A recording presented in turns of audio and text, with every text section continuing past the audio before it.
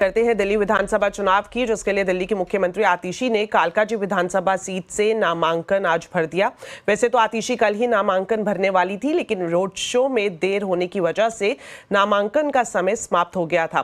आपको बता दें, आतिशी 2020 में कालकाजी से 11,000 वोटों से जीत कर आई थी। इस बार उनका मुकाबला कांग्रेस की अलका लांबा और बीजेपी के पूर्व सांसद रमेश भदौड़ी के साथ है।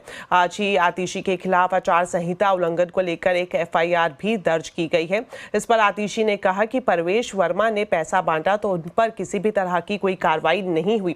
ऐसे में एजेंसियों की निष्पक्षता पर सवाल उठते हैं।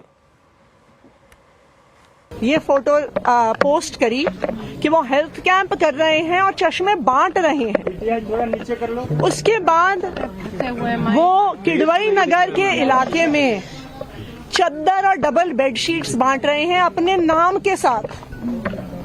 उसमें इलेक्शन कमीशन को कोई भी आचार संहिता का वायलेशन नहीं दिखता। खुलेआम पैसे बट रहे हैं, चश्मे बट रहे हैं, खुलेआम बेडशीट बट रही है। तो इसलिए ये एक सवाल तो उठता है कि पुलिस किसके साथ है।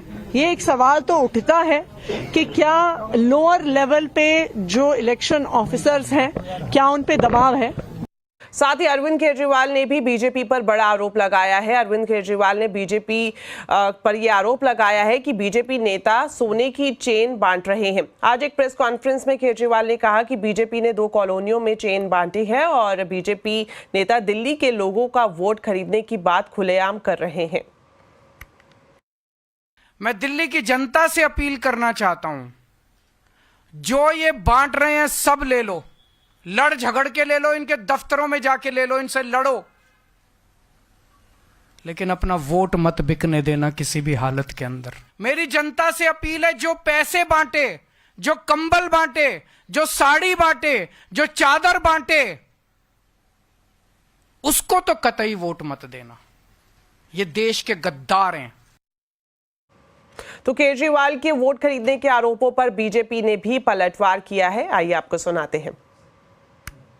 देखिए, मुझे लगता है कि अरविंद केजरीवाल जी अब नित्य प्रति आकर जो स्वयं बोलने लगे हैं, तो ये दिखा रहा है कि अब शायद उनको अपनी हार पराजय अवश्यंभावी नजर आने लगी है।